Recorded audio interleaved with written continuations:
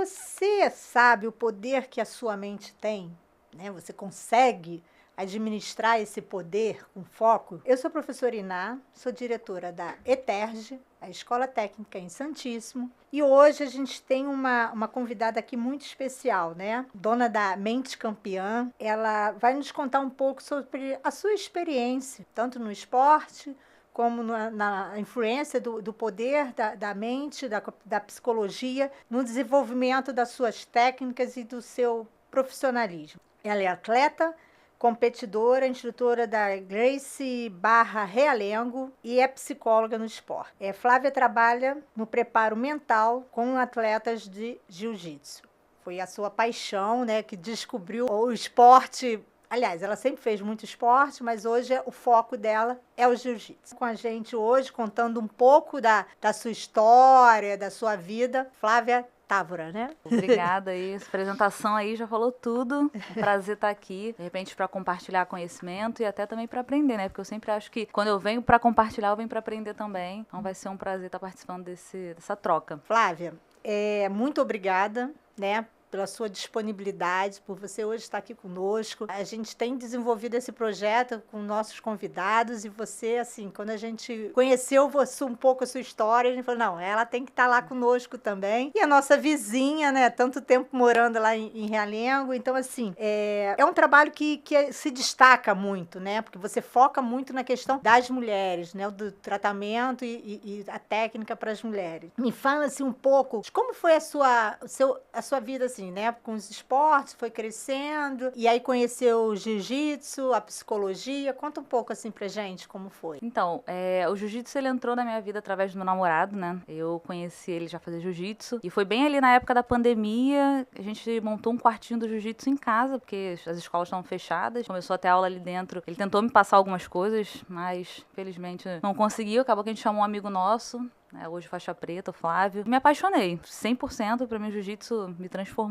No ano seguinte, quando as escolas começaram a abrir, comecei a praticar jiu-jitsu com uma mulher, né, que era a professora Mariana lá da Gracie Barra Bangu. Inclusive, quando eu penso assim no jiu-jitsu feminino, eu penso nela como referência. O meu desenvolvimento hoje como professora instrutora, né, de jiu-jitsu feminino, eu penso nos ensinamentos que ela me passou, né, também. Foi o que eu falei, né, me apaixonei pelo jiu-jitsu. Muita gente acha que eu comecei por causa do meu namorado, mas foi através dele. E hoje faz parte. Eu até cheguei a comentar que o jiu-jitsu que me fez ir para a área da psicologia do esporte. Eu achava que eu gostava de psicologia porque eu gostava de pessoas, mas foi muito além disso. Eu comecei a ver que através do esporte, né, não só do jiu-jitsu, do esporte num todo, a gente consegue tirar algumas metáforas da vida também, ajudar as pessoas, porque o propósito, acho que de todo mundo é ajudar as pessoas, mas através da psicologia e do esporte, eu acho que eu consigo potencializar muito, e agora com o jiu-jitsu potencializa muito mais o meu trabalho, principalmente envolvendo as mulheres aí, porque eu acho que o jiu-jitsu feminino tem muito a crescer. Acho que a mulher em qualquer tipo de esporte tem muito a crescer e acrescentar. Eu acho que a gente vai voar. E é um esporte que era muito só homens, né? Não sei hoje qual é a estatística entre mulheres e homens participando, mas no início era muito, além de ser muito rotulado de muita agressão, de muita violência, né? Eram uns homens, né? Não mexe com eles não, que eles fazem jiu-jitsu, né? Então, assim, eu acho que essa imagem, essa fantasia também já se foi por água abaixo, né? Hoje você respeita mais o esporte, né? O jiu-jitsu, ele tinha essa capa aí de ser um esporte super agressivo. Eu acho que com a presença das mulheres também, que infelizmente ainda é minoria, né? Minoria. Mas, foi o que eu falei, assim, acredito que se a gente for espalhando sementinha e chamando mais mulheres, não só pro jiu-jitsu em si, mas pra luta num todo, né? Defesa pessoal também, que é importantíssimo, sabe? Você saber se defender. Uma das coisas que eu gosto de até falar para minhas alunas também, que é o seguinte: o jiu-jitsu, ele não vai te dar só segurança de você, tua postura ali, entrar na rua, mas segurança de você também saber tomar certas decisões, sabe? Tomada de decisão, de saber escolher, saber se defender. Não só fisicamente, mas até psicologicamente, de certos acontecimentos que podem acontecer na vida. De autocontrole, né? Também. Eu estava até lembrando aqui, nós temos 3 alunas lá na escola que fazem karatê, e eu tenho acompanhado o treino delas, as competições no Instagram, e eu fiquei, assim, encantada de ver o foco, a disciplina, a determinação, né? Porque muitos da idade delas não têm esse foco, essa determinação, né? E o esporte, queria até que você colocasse um pouco disso. isso, né? Desenvolve muito essa questão da responsabilidade com as pessoas, né? O compromisso e a responsabilidade. Conta assim pra gente como é que você vê essa questão da você desenvolver a responsabilidade, a disciplina, sua compostura, sua conduta através do esporte. Então, o esporte, eu acredito que ele trabalha muito a pressão das pessoas, né, no dia a dia. Pelo menos comigo também acontece isso. Me ajudou, na verdade, a controlar certas coisas, trabalhar essa questão de pressão. Como o esporte trabalha com a parte motora, acaba que a gente consegue reagir melhor. E é uma coisa que eu falo pra todo mundo, né? A gente não tem controle sobre as nossas emoções, a gente não tem controle sobre os nossos pensamentos, mas a gente tem controle dos nossos comportamentos, das nossas reações. E o esporte dá isso, né? Por ser algo motor, por ser algo físico também. Então eu acredito que possa ser isso também, o fato de você... Ele desenvolve... Ele tem uma filosofia, todo esporte tem uma filosofia, não só luta. Até a própria corrida, né? Eu fazia corrida e a corrida tem a sua filosofia, o fato de ser um esporte individual também. É justamente isso, é o fato de você começar a aprender a controlar os teus impulsos e comportamentos, vai fazer você desenvolver tudo que o esporte tende a desenvolver, né? Proporciona, né? Exatamente. Hoje, né, você está falando aí, né? Ainda a mulher é uma minoria. Mas hoje, como é que você vê essa... Você hoje também dá aula, né, instrutora de só para mulheres. Você vê que esses grupos estão crescendo, estão aumentando. Você também iniciou com uma mulher, né? Então, assim, conta pra gente, assim, como é que é esse foco, né, feminino. Eu tenho uma expectativa muito boa de que o feminino possa crescer muito em todos os esportes, né? Mas a gente vive num mundo aí, entrando mais um pouco mais do machismo aí, a gente ainda tem umas pessoas que têm a mente muito fechada, homens principalmente. Por exemplo, uma mulher não pode fazer uma luta, uma mulher não pode ser forte, né? E eu gosto de entrar nesse assunto da luta, porque a luta proporciona justamente isso, é o fato de mostrar que com técnica você consegue tirar alguém que é mais pesado ou mais forte, porque o homem naturalmente é mais forte do que a mulher, mas com a técnica ali você consegue lidar com aquilo. Foi o que eu falei, traz segurança. Então eu acredito que, não vou nem falar em plantar sementinha, né? Mas se a gente conseguir espalhar que mulher também pode, né? A gente consegue aumentar o público feminino em qualquer esporte. Infelizmente, você ainda hoje, 2024, eu já escutei falar assim, não... curso técnico não é para mulher. Imagine luta, então, né? Então, assim, eu fico, às vezes, imaginando como, assim, são barreiras para serem superadas, né? Daqui a pouco a gente está iniciando as Olimpíadas, né? Jogos Olímpicos. E aí você vê diversas mulheres em diversas categorias que, em algum momento da sua vida, elas tiveram que quebrar uma barreira para poder chegar onde elas estão hoje, né? Assim, são barreiras que a gente quebra todos os dias, nem é só no esporte, não. A gente quebra dentro de uma sala de aula, a gente quebra dentro de casa também. Até a própria mulher que é, vamos supor assim, tem muita mulher que é criada só pelo pai, mas vamos dizer que é muito mais só pela mãe, né? A gente vê que a gente consegue quebrar essas barreiras em tudo. Até quando você se impõe num dia que acaba que alguém fala alguma coisa com você na rua e você se impõe, não pelo fato de você ir lá e confrontar a pessoa, mas você se impõe aqui dentro de você, cara, eu não vou me meter em confusão, vou levantar minha cabeça, vou seguir. É ruim, às vezes, a gente ouvir alguma coisa na rua e não querer confrontar, mas... No dia a dia da gente, a gente passa muito por isso, né? Até quando, de repente, você tem vai ter algum encontro, alguma relação com o sexo masculino, e aí ele olha pra você, é mulher. Até dirigindo, vamos dizer. É isso aí. Até dirigindo, né? É mulher. A gente vê que a gente tem que cada dia mais a gente lutar pra gente espalhar, se aquela rama assim, né? Vai espalhando, se espalhando e conquistando o seu espaço, o seu local. E é bom até a gente tocar nesse assunto, né, pra outras mulheres também, pra gente até quebrar a barreira de rivalidade também, porque se a gente entra num lugar, quem vai te olhar com a cara feia primeiro é uma mulher. É engraçado, né, Exatamente. gente? Então é começar pela gente. Se eu começo por mim, não julgando outra mulher, de repente outra mulher também não vai fazer e a gente vai conseguir quebrar Você tocou num assunto assim que eu acho que é primordial nisso, né? Eu acho que às vezes a primeira a criticar você por você estar na luta é uma mulher, né? Também. E assim, não quer dizer que você vai ter que fazer dança, sei lá, alguns outros esportes que sejam mais delicados, porque você é mulher, né? A gente pode fazer outras atividades, né? De qualquer jeito. São várias cores de faixa, né? Que eu vi que você tá lá na roxa. A roxa agora. Mas a roxa que a última é preta? Eu tô na metade do caminho, exatamente na metade. É como se a roxa fosse Gente, mas você foi rápida, hein? 4 anos. Eu não sei, não entendo, mas no meu ponto de vista, que às vezes eu vejo aí as pessoas comentando, poxa, você tá rápida. Assim, claro que Envolve todo o fato do mestre também te avaliar e tudo mais. Mas quando você tem interesse em alguma coisa, acaba que você quer desenvolver. Então eu lembro que quando eu comecei, eu estava todos os dias no tatame. Todos os dias, de segunda a sexta na época. Hoje eu tô de segunda a sábado. Todo dia eu tô aprendendo. Até dando aula também eu aprendo muito. E competindo também, né? Querendo ou não, quando você compete, você tem uma visão diferente do esporte. Eu até falo pra todo mundo, pelo menos uma vezinha compete. Só pra você sentir não só adrenalina, mas ver o que o esporte pode te proporcionar emocionalmente naquele dia. Eu me lembro assim, né? Quando teve uma época que eu andei correndo um pouquinho, não sou nenhuma corredora, e aí o primeiro 5 quilômetros que a gente participou de uma prova, cara, parece até que você é maratonista, né? Você se enche, você se acha, né? Mas quer aumentar, né? É, e assim, mas quantas cores, quantas graduações? Então, pro adulto, né? Eu comecei com 28 anos, são 5, né? Branca, azul, roxa, marrom e preta. Agora, para criança, tem uma variedade aí, porque criança também... Aí começa pequena, seu tempo. Exatamente, e o tempo é menor também, porque você tem que sempre estar motivando a criança, né? Que a criança tem que ter algo que motive ela a continuar a fazer alguma coisa também. Somente quando não tem apoio dos pais. Até tendo apoio dos pais, a criança precisa ver que ela está evoluindo. Que não é igual adulto, assim, que você já tem uma maturidade para saber que, por mais que demore, você vai evoluir. Tudo bem que tem gente que ainda não tem essa maturidade, mas a criança não tem essa maturidade. Então, você precisa estar constantemente ali mostrando para ela. Reforçando, né? Exatamente. Não tem, ela, na verdade, a criança não tem a percepção que o adulto tem, que a gente tem a percepção, né?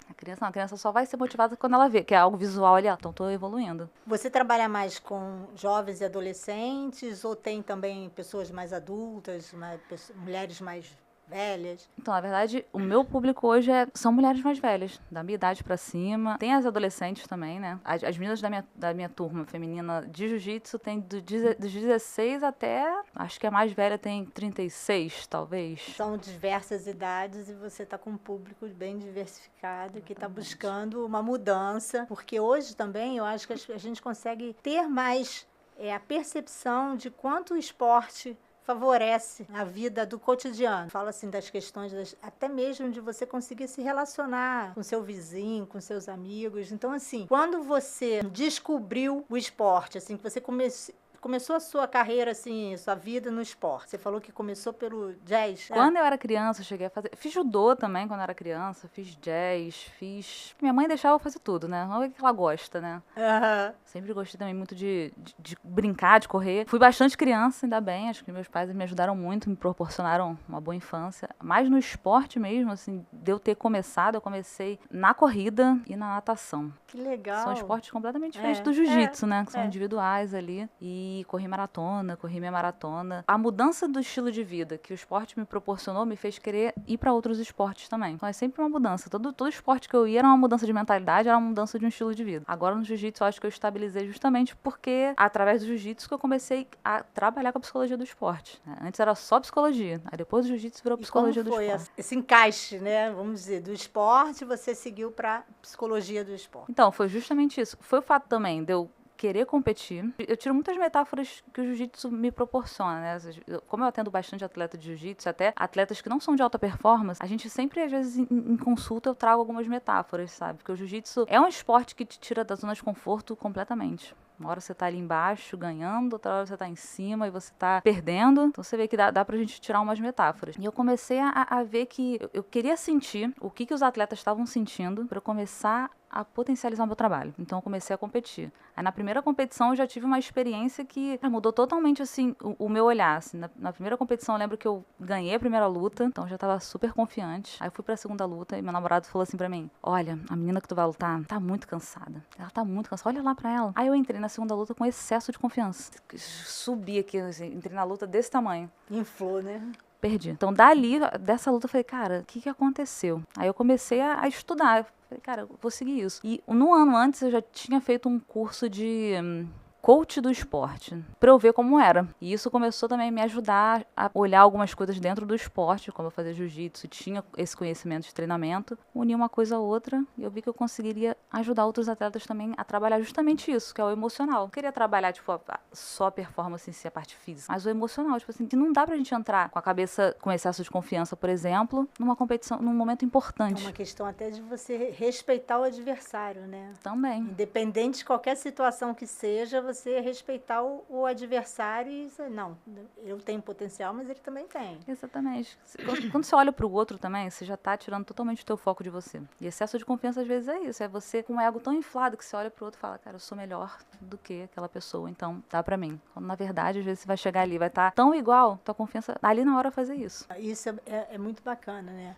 E assim, correlacionando essa disciplina do esporte com o dia a dia do adolescente, vamos dizer, né? O adolescente, ele está estudando, ele quer estudar, ele quer sair, ele quer namorar, ele quer não sei o quê, ele quer fazer... E tem o esporte, né? Então, assim, são coisas que ele começa a entender que ele precisa conciliar a sua vida, né? E aí, como é que hoje, você trabalha isso com os seus adolescentes? Não, é importante que o adolescente queira ir pro lado do esporte, ele tem uma rede de apoio muito boa. Pais que apoiam o filho, porque eu conheço muitas atletas que estão aí com seus 16 anos querendo ir para alta performance em algum momento, só que os pais não apoiam. Ah, não, porque você tem que estudar, porque você tem que fazer... Não, a criança tem que estudar realmente, o adolescente ele tem que estudar. Só que se ele quiser ir para o esporte, os pais têm que também, beleza, vamos apoiar. Você quer isso mesmo? Foi o que eu falei. Minha mãe, quando eu decidi fazer tudo que eu queria, minha mãe, vai fazer tudo que você quer, vamos lá. Quer fazer jazz? Vai fazer jazz.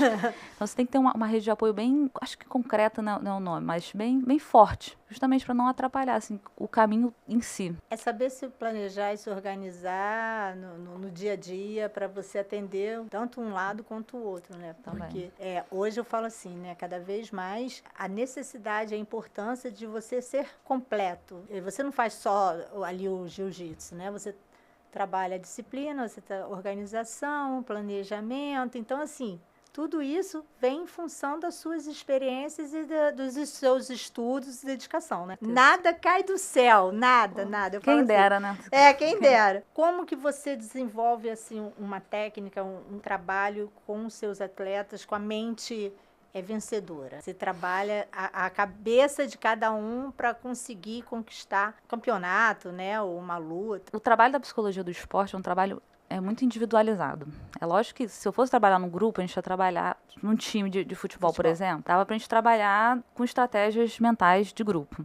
Mas quando a gente fala de um atleta em si, o atleta ele tem muitas outras questões além do esporte. E eu sempre falo assim, o atleta ele tem que estar com a vida muito equilibrada, pessoal e esporte. Porque se uma estiver aqui e outra aqui, por mais que, beleza, eu estou muito bem no esporte, mas eu chego em casa e todos os dias eu brigo com meu marido, com meu namorado, isso vai afetar em algum momento a hora do meu treino. Então é trabalhar todas essas questões. Eu tive até uma atleta que ela lutou, a mãe dela passou por uma situação difícil, né, de hospital, teve que ficar internada, e a gente veio trabalhando a semana inteira para ela chegar bem no campeonato. Ela foi muito bem no campeonato, trabalhou justamente isso, a questão de às vezes superar as adversidades para você estar bem no momento importante. Um dia desses, até eu vi um jogador assim, tipo, o pai dele morreu num dia, no outro dia ele estava, sei lá em São Paulo jogando, né? E aí você vê assim, nossa, quando eu vi aquilo, eu falei, meu Deus do céu, tem que ter muito equilíbrio. Não sei, eu fico imaginando como é que eu agiria, né? Mas eu também não tenho esse preparo, né, que o atleta tem. E essa consciência toda de psicológica, esse trabalho, esse desenvolvimento, essas técnicas, né? Porque eu acredito que são muitas técnicas. Sim, e foi o que eu falei assim, como é um trabalho mais individualizado, a gente precisa justamente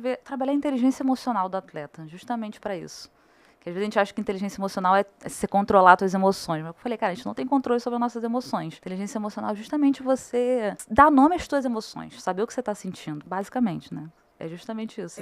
Você, assim, né, a pessoa, ela tem que ter você acha o quê? Que ela tem que ter a sua confiança controlada também, assim. Eu não posso achar que eu tô bam, e nem que eu estou por baixo, né? Mas, assim, que haja um equilíbrio também nas questões de você, como você trabalha a sua autoconfiança, seu processo de crescimento, de amadurecimento. Autoconhecimento. Autoconhecimento eu acredito que seja a chave de muita coisa, não só para atleta, mas para a gente também, sabe? Quando a gente se conhece, foi o que aconteceu comigo na competição. Naquele momento ali, de repente, eu não estava me conhecendo a ponto de não olhar para o meu adversário e pensar assim, pô, beleza, então é meu, não é dela. Tô melhor que ela. Mas eu ter a consciência, eu me conhecer, eu não vou nem olhar se a menina tá cansada ou não, eu preciso focar no que eu preciso fazer. Então é você justamente se conhecer a ponto de você conseguir direcionar todo o teu foco para você, ao invés de para outra pessoa. É aí que você começa a potencializar a tua autoconfiança, a equilibrar também, não deixar ela exceder.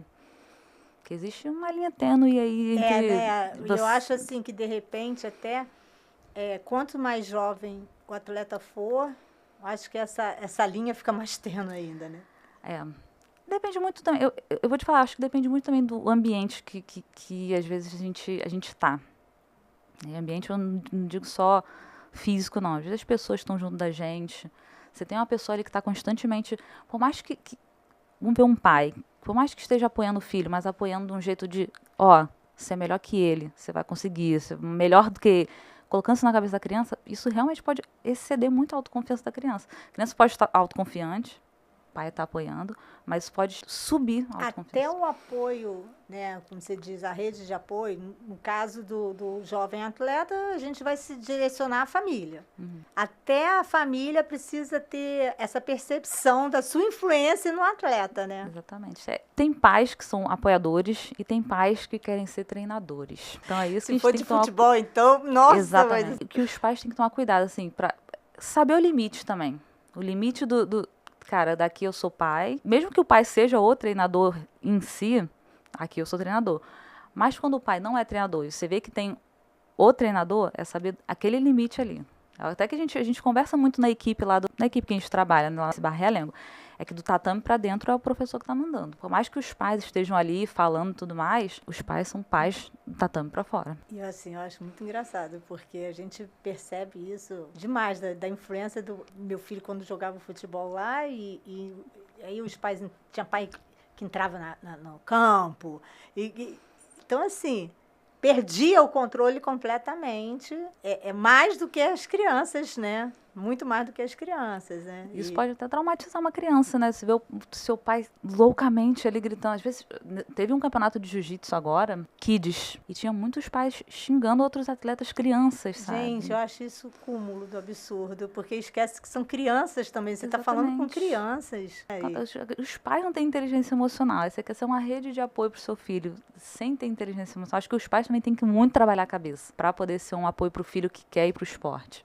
Eu estava aqui pensando, né? A questão de você trabalhar o atleta para ele aprender a ganhar e aprender a perder, né? Porque existem esses dois lados, né? Todo mundo, quando entra numa competição, num jogo, ou você ganha ou você perde. E aí, como é que você trabalha com eles, assim, a frustração? Porque eu acho que, assim, que às vezes a vitória, as pessoas ficam toda... Mas perder, eu acho que, às vezes, no ato ali, quando perde, parece que a queda é pior, né?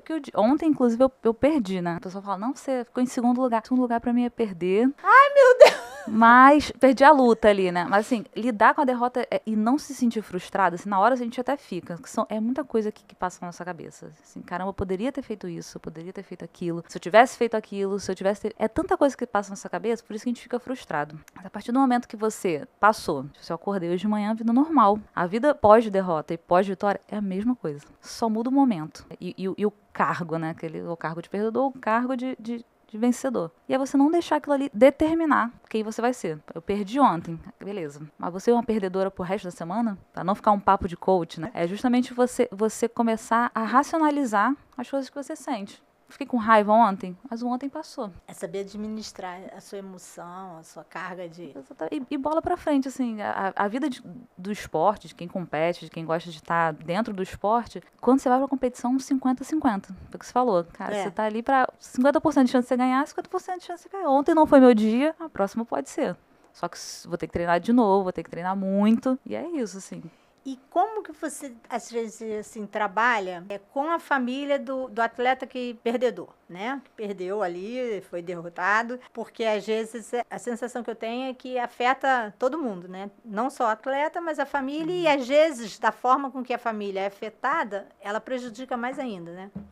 Eu acredito que seja comunicação. Tem que aprender a se comunicar. Tanto o profissional com a família, tanto dar pro atleta, né, essa ferramenta para ele aprender também a se comunicar com o pessoal da família. Assim, beleza, gente, perdi. Vamos conversar aqui. Mas não conversar na hora. Eu acho que depois da derrota, quando você começa a conversar, principalmente com criança, a criança já fica com aquilo. Criança, adolescente fica, caraca, então eu perdi. E aí deixa a semana inteira. Aquela derrota vai determinar a semana inteira dele. Por quê? Porque de repente eu vi uma pessoa que ele tinha muito carinho, um pai, uma mãe, que ele errou. E foi o que eu falei, assim. Às vezes o adolescente, ele não tem a percepção que o adulto tem. Eu já ressignifiquei a derrota que eu tive ontem. Bola pra frente, vida nova. Tem outro campeonato dia 20. Então vamos. Agora a criança, ela vai ficar com aquela derrota ali. Se o pai ainda repreender, a semana inteira inteira, vai treinar pensando, caramba, mas isso aqui eu errei. Mas meu pai falou que eu errei. Mas minha mãe falou que era pra eu ter feito tal coisa. Então E isso é assim, né? Como a gente, às vezes o adulto não percebe o quanto essa postura influencia no dia a dia da criança, né? Exatamente. Até não vou nem falar só no esporte, não, até na escola também. A criança chega lá com a nota baixa, a criança às vezes esconde do pai e da mãe, né? Quantas vezes eu não já fiz isso? Assim, de esconder com medo que os pais falassem alguma coisa. Quando na verdade era só, pai, tirei, sei lá, 4. 2. O pai, em vez de, beleza, o que tu errou? Vamos lá, vamos estudar. Caraca, era pra eu ter tirado 10, a prova valia, sei lá, 6. Então, vai repreender a criança. Aquilo ali vai determinar. Vai determinar a semana da criança, né, do adolescente. Então, o medo dos pais repreenderem que faz a criança, às vezes, se travar com certas coisas. Lá na escola, a gente trabalha muito com projeto. A gente desenvolve muito essa prática de projeto com as crianças. Até eu falo assim, né? Já é normal na semana que antecede a apresentação dos projetos. Qualquer menina, é um estresse danado. Um chora para um canto, um chora para o outro. Aí briga porque pintou de amarelo, queria de azul. Assim, né? E todo mundo fica muito à flor da pele. E a gente sempre diz isso, né? Que os projetos, eles desenvolvem muito essa questão de você ouvir o outro, de você estar apto a enfrentar as dificuldades. No esporte, em época também de competição, de preparação, também eu acredito que haja muito essa questão de o emocional que fica muito mexido, né? Como é que vocês fazem assim a preparação? Você faz dos seus atletas, como é que você se prepara para enfrentar aquele momento de luta, de desafio? Então, assim, justamente nesse período pré-competição, pré-prova, a gente tem muitos pensamentos negativos, muitos questionamentos também, né? De, cara, que se não der certo, e se acontecer tal coisa? Uma das estratégias é a gente confrontar esses pensamentos. Até responder, às vezes a gente precisa responder, beleza, se não der certo, quais as chances de não der certo? Bom, se eu não treinar, realmente pode dar errado. Se eu não estudar, com certeza eu vou tirar uma nota baixa. Então, você aprender também a ser racional nesse momento. Momento de ansiedade, às vezes, é difícil. Mas é justamente tentar confrontar tudo que está aparecendo dentro de você. Porque foi o que eu falei, cara, não tem como a gente controlar nossos pensamentos. Seria ótimo, beleza, não vou pensar aqui... Não pensar negativo, né? Então, a gente não tem como controlar. Emoção também não tem como controlar. Então, a gente precisa controlar o quê? Cara, agora eu vou... Ou a gente substitui, ou a gente confronta os pensamentos. Posso substituir, tá, não vou ficar pensando sobre isso, ou pensar, sei lá, de repente na roupa que eu vou usar só pra tirar esse pensamento. Mas desviar o foco, né? Exatamente, mas e racionalizar, assim, cara, quais as chances de dar errado na prova que eu vou fazer? Quais as chances de dar errado no campeonato que eu vou? A chance de dar errado só vai dar errado se eu não treinar. Então, se eu já conseguir, beleza, me preparei, vou chegar bem. Esse é o que você está falando aí, é a questão da gente sempre toca, né, com os alunos, a questão de você estar preparado para conseguir alcançar aquela oportunidade, porque às vezes a oportunidade chega, você não está preparado, e você não nem para ver que é uma oportunidade, né? Às vezes bate lá na sua porta, mas você está tão fora de órbita que você nem percebe que aquilo ali é uma oportunidade só batendo, né? Você chamaria de ter a constância também de propósito, você ser persistente, você, como você disse, né, treinando. Eu não vou, por exemplo, treinar hoje, amanhã eu já não treino, né? Então isso seria falta de propósito, de constância, de disciplina. Pode ser sim, mas assim, é mais da gente enxergar essa questão até de persistência, sabe? Justamente assim, se eu quero alguma coisa, vou persistir naquela coisa. Se essa coisa faz sentido pra mim, vou continuar persistindo. A partir do momento que essa coisa não faz mais sentido, eu desisto com inteligência, porque aquilo não faz mais sentido. E aí, quando eu vou para esse lado de ser constante e ir para o meu objetivo, é justamente eu começar a ter consciência justamente de que, às vezes, eu vou ter que desistir de coisas que não fazem sentido para mim, e desistir... Não, a gente não tem que ficar naquela máxima de que não desistir nunca, mas a gente tem que aprender a desistir com inteligência para saber persistir naquilo que a gente quer. Então, isso eu vejo que é um divisor de águas, né? Porque você tem que fazer uma escolha inteligente e que vá te levar ao seu propósito. Às vezes eu vejo, né, os comentários dos pais assim: ah, não vou botar para fazer nada, não, é só brincadeira, porque eu não vou perder o meu final de semana levando o filho para competição, né? E isso eu acho que acontece muito, né?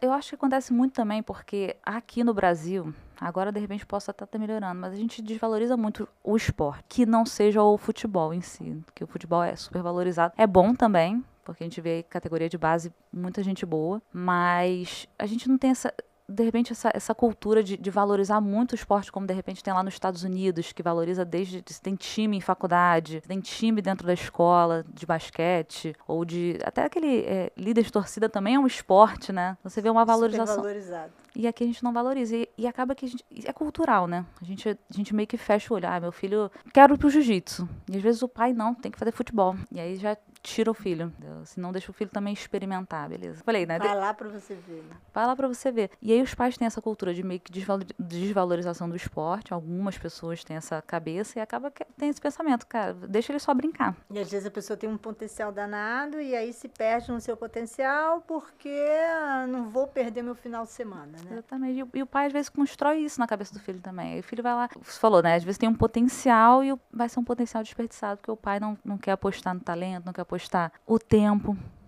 E assim, eu acho que às vezes o que as pessoas não conseguem perceber que aquele momento em que você está levando um filho para um treino ou para uma competição, gente, é um momento de muita valia, né? Assim, é muito rico, é de muito aprendizado. E eu vejo assim, como o esporte une as pessoas, tem uma integração maior das pessoas e da família, né? E aí, ao invés da pessoa ter essa percepção, o pai, a mãe, o tio, quem quer que seja, né? O adulto ali da situação, vê como perder tempo, ao invés de reverter esse momento de uma boa relação. Então, assim, eu lembro quando meus filhos eram pequenos e aí tinham umas coisas assim, era 6 horas da manhã lá em São Gonçalo. É longe, é cansativo, mas vamos investir nessa brincadeira, né, de ter o compromisso e a responsabilidade que a criança está exercendo ali naquele momento. Porque você se propor participar de campeonatos no finais de semana, você está desenvolvendo muita responsabilidade na criança. Né? Porque eu falo assim, ganhar ou perder não é culpa. Você foi culpado de perder, você foi culpado. Não, você teve uma responsabilidade ali, uma ação sua que de repente não estava no contexto.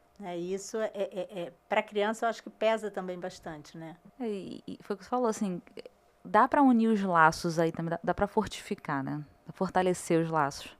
Mas os pais têm que ter muita consciência também, porque trabalhar com criança é trabalhar com os pais. Isso não só em esporte, mas até na própria educação, né? Por mais que a escola seja ótima, esteja ensinando algo muito importante, às vezes o pai vai desconstruir alguma coisa na cabeça do filho também, pode acontecer. E aí a escola não fica uma coisa tão importante. O esporte não fica com uma coisa tão importante. Então você vê, se os pais não tiverem consciência de como que é realmente o mundo, educação, esporte, não dá uma atenção maior para o filho. Não precisa nem ser aquela atenção de, beleza, tem que brincar com meu filho e tudo mais. Mas atenção no que o teu filho está trazendo. O que está absorvendo de aprendizado ali naquele momento. O que ele quer fazer? Porque a gente vê muito assim, o pai e a mãe, e aí, como é que foi a escola? E a criança fala, legal. Ninguém pergunta assim, como é que você se sentiu hoje na escola? Ninguém pergunta assim, como é que foi o treino? Ah, foi legal. O que você sentiu lá treinando com fulaninho? Sabe? Procurar saber, às vezes falta isso. Mesmo, né? Que é uma coisa que a gente vê muito é isso, né? Uhum. Sem se preocupar assim, como o seu sentimento naquele momento, como é que foi? É que às vezes o filho se trava porque o pai também não pergunta. E aí fica por isso mesmo. Ah, foi legal, acabou. E aí, muitas vezes o adolescente tem um leque de vocabulário assim, né? Legal. Bom, a nossa conversa foi longa. Ele me perguntou, eu respondi e acabou. Hoje, que a gente vê, principalmente nos adultos, eu vou praticar um esporte ou eu pratico o esporte porque é a minha terapia. Não posso deixar de ir porque essa é a minha terapia do dia, não sei o quê. Como é que você vê essa correlação assim, né? Isso é um assunto polêmico, né? Outra vez que eu falei isso lá no meu Instagram, eu recebi muitos haters, inclusive, que eu falei que jiu-jitsu não é terapia, né? Assim como qualquer outro esporte não é terapia. Mas é bom a gente falar sobre isso, porque assim, a terapia é uma coisa tão boa que as pessoas usam para uma coisa que traz um bem-estar para elas. Só que a gente precisa entender que tem um limite. Porque por mais que, por exemplo, o jiu-jitsu ou a corrida ou qualquer outro esporte realmente seja algo que te traz um bem-estar físico e mental e emocional, não age ali nas tuas questões. Porque quem faz isso é a psicoterapia com o profissional. Então tem uma grande diferença, né? Eu tento até explicar, né? A terapia é o meu trabalho do psicoterapeuta, de todo profissional da saúde mental. O jiu-jitsu ou o esporte é a ferramenta que complementa. Por isso que às vezes as pessoas confundem. Eu gosto de chamar isso de confusão. É pra não ser cancelada aqui. Que é uma confusão que as pessoas fazem, justamente. É bom você ter ali tua endorfina, sair. Se às vezes chega estressado e vai correr. Quando você volta, pô, ainda bem que eu fui pra academia, ainda bem que eu fui. Só que aí você chega em casa, foi o que eu falei, você chega em casa, beleza, aí tu começa a pensar no dia seguinte do trabalho que você tem que resolver. Ou então uma questão mal resolvida com o seu parceiro. Ou então com o seu próprio filho. Não é que não tragam bem-estar, mas não age na raiz. Então essa é uma grande diferença, assim, que é bom trazer esse limitezinho aí pra gente tirar essa confusão. Isso é muito importante, né? Porque é o que você tá falando, como a terapia também não é um esporte. Exatamente. Né? E aí você vai falar que o esporte é a sua terapia. Pode ser uma coisa né? Superficial. Não pode ser não, né? É uma terapia de momento. É, porque complementa, né? Eu falei, às vezes você tá, de fato, às vezes até eu passo um dia inteiro trabalhando e vou lá pro jiu-jitsu e fico mais relaxada. Então aquele momento ali me desestressou. Mas aí eu volto, se eu tiver algum problema, o problema tá lá ainda. Eu só relaxei do estresse, mas o problema tá ali. Não, e outra que as pessoas costumam dizer é que, não, terapia é coisa de maluco. Eu tento desconstruir. Ainda tem muita coisa enraizada. Eu já ouvi muito de pessoas próximas, até de gente de família, sabe? Eu falar sobre isso e são coisas que às vezes a gente tem que aprender a lidar ou pra ouvir com isso, né? Ouvir isso, a gente tem que aprender a lidar. Isso é coisa antiga, né? Antigamente o pessoal achava que os transtornos mentais eram, tipo, coisa de maluco. E hoje é tudo tratável. É tudo. A gente consegue ter informação, a gente consegue ter vias que vão te ensinar. Que a primeira coisa, quando a gente. Ou se a gente tiver, ou se alguém da família tiver com algum transtorno, a primeira coisa que a gente tem que fazer é ter o conhecimento sobre aquilo. Não é coisa de maluco. Ter o diagnóstico correto e agir de forma corretamente. Exatamente. Né? Eu costumo dizer o seguinte: por que a pessoa precisa fazer terapia? Eu falei assim, porque ela precisa conversar com uma pessoa que não tem envolvimento emocional com ela. Isso é o principal também. Porque é muito fácil você vir falar, o filho vai falar com a mãe vai dar uma resposta, uma orientação de acordo com o sentimento dela, né? E o psicólogo não, né? Ele é isento da questão emocional. Então, a orientação é uma percepção da visão dele, e não do emocional dele. Exatamente. O psicólogo ele é sempre imparcial.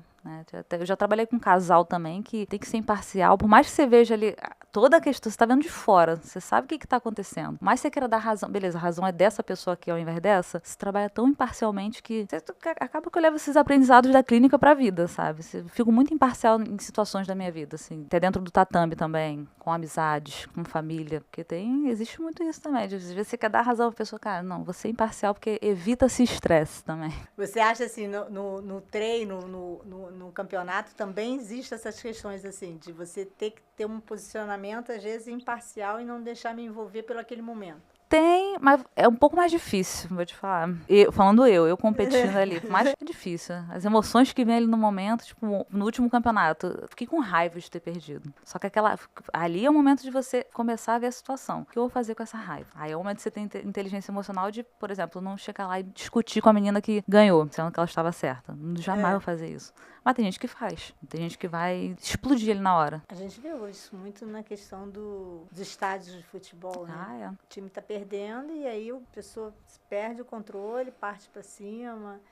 E aí a gente, por exemplo, agora vem as Olimpíadas, né? E aí você assistindo ali e os comentaristas, né, falando, não sei o quê, você sempre ouve alguma coisa assim. Ficou desequilibrado emocionalmente. Eu acho que hoje a percepção que eu tenho é que o papel do psicólogo acompanhando as equipes e o atleta aumentou muito, né? O psicólogo se faz muito mais presente naquele momento de competição do que qualquer outra coisa. Com certeza. O psicólogo ele vai ajudar o atleta a desenvolver a inteligência emocional para não acontecer justamente isso. Beleza, você vai ficar com raiva, às vezes acontece uma coisa injusta. Já aconteceu comigo uma coisa injusta em competição também. Só que se eu parar para discutir, isso vai afetar a próxima luta, isso vai afetar o meu dia, de repente. Agora, se eu souber, beleza, vou respirar fundo, o que eu posso fazer? Posso explodir realmente, ou posso engolir bola pra frente. Agora, o engolir bola pra frente que é o difícil. Que o atleta precisa, justamente, ter inteligência emocional. O que é inteligência emocional? Engolir, vai ter que digerir aquilo ali. Digerir, exatamente. Porque o digerir,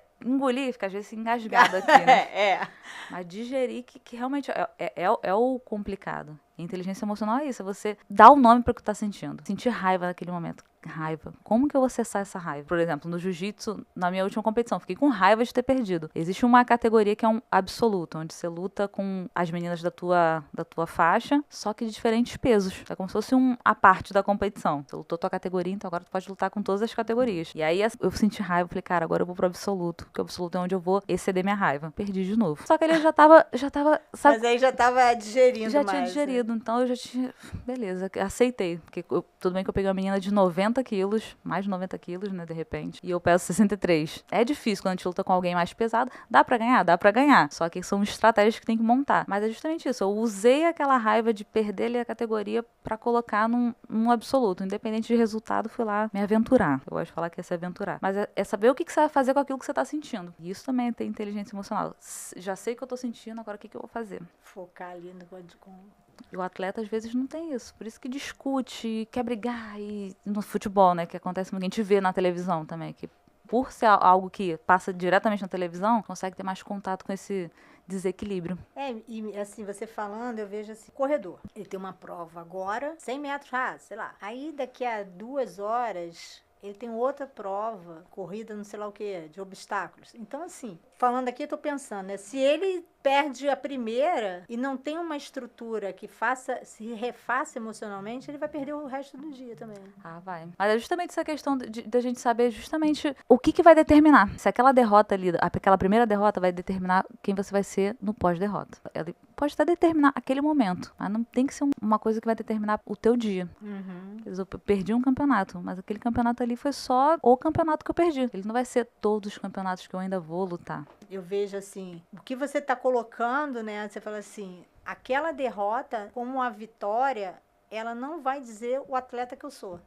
Exato. Né? A pessoa que eu sou. Às vezes a pessoa fala assim, fiz um concurso e perdi a vaga. Então nunca mais vou conseguir uma vaga de concurso. Não, tem que se preparar, melhorar suas estratégias e aplicar um novo fundamento, né, para aquela situação. O jiu-jitsu, né, junto com a psicologia, te trouxe uma visão mais ampla do que é um esporte. Foi o que eu falei, né? O jiu-jitsu acho que foi a ponte para eu chegar na psicologia do esporte. É que eu já tinha psicologia, mas estava faltando alguma coisa. E o jiu-jitsu fez essa ponte. Foi o que eu falei, assim, eu uso o jiu-jitsu como metáfora de muitas coisas, né? Às vezes a gente tá passando por alguma situação, eu falo, nossa, absoluto da vida. Que absoluto são todas as categorias juntas. E aí eu tô, sei lá, passando por essa situação mais difícil ainda. Nossa, tô nos 100 quilos aqui. Por mais que seja brincadeira, são metáforas que eu acabo trazendo também, até para os pacientes que são do jiu-jitsu também. É isso que eu ia perguntar também agora. Os seus pacientes, eles são mais da área da luta ou de modo geral? Trabalho com muitos esportes. Mas como eu também sou do jiu-jitsu... Aí tende a ser maior da área. E mulheres também procuram muito. É porque mulher do jiu-jitsu também acaba que identifica, né? Que bacana. Flávia, nosso bate-papo está assim, chegando ao final, mas eu gostaria que você deixasse assim, uma mensagem para os nossos ouvintes, para os nossos alunos, para a nossa comunidade, as pessoas que estão engajadas conosco, né? O que você deixaria assim, de mensagem para eles com relação ao esporte, a ter esse acompanhamento psicológico, independente se você é atleta ou não? Uma mensagem assim, que você deixa para todos nós. Eu acho que é... Eu até falei, né, que essa questão da gente, às vezes, saber desistir com inteligência e persistir naquilo que faz sentido pra gente. Eu acho que isso é o que faz a gente continuar e seguir, né, na nossa vida, sabe? A gente saber se conhecer, ver o que a gente quer, ver o que faz sentido pra gente, persistir nessa caminhada. Agora, se isso não faz sentido, eu tenho que aprender, lidar e desistir com inteligência para poder recalcular a rota. Isso é muito bacana. Acho que vai ajudar todo mundo até a dar uma clareada. Esse é um insight que eu tenho, assim, da vida. Porque às vezes a gente tem que desistir mesmo de algumas coisas para poder seguir outro caminho. E é a vida. E às vezes eu percebo assim, né, que o tal medo impede as pessoas de tomarem muitas atitudes, né? Sim. E, sim, apesar do medo, a gente tem que superar aquele momento. Só consegue ir quem tem coragem. E coragem é ir mesmo com medo, né? Muito bem, gostei mesmo, é isso aí. A gente, para vencer, independente de qualquer coisa, você tem que superar os obstáculos. Com certeza. Porque terão muitos, tá? Mas que isso não seja um impeditivo para todo mundo buscar sua realização. Exatamente. Muito obrigada, Flávia. Foi, assim, ótimo o nosso bate-papo. Mostrar, né, a importância da pessoa, qualquer ser humano, de vencer a si mesmo. Né? Eu não sou vou tratar sempre o outro como meu adversário. Meu adversário sou eu, que luto comigo mesmo e com as minhas confusões diariamente, né? Eu lembro que eu li ou ouvi alguém falando que era o seguinte: ame o seu inimigo, porque o seu inimigo é você mesmo. E não deixa de ser isso, né? Porque você tem que trabalhar com as suas confusões, né? Um fala uma coisa, outro fala uma coisa, né? Tipo aqueles bonequinhos que ficam assim, cada um tem um palpite, né? Exatamente. A gente, né, se a gente parar pra pensar, se a gente não tiver um diálogo bom com a gente não vai conseguir externalizar tudo que tá aqui dentro. É isso aí. É um autocontrole, mas com muito mais autoconhecimento. Então, gente, aqui encerramos nosso bate-papo, a nossa conversa com a nossa psicóloga, atleta, instrutora de jiu-jitsu, psicóloga do esporte, Flávia Távora, que nos contou um pouco de como é a sua vivência, a sua experiência. Do esporte para a vida e da vida para o esporte. Espero que vocês gostem bastante. Obrigada. Obrigada.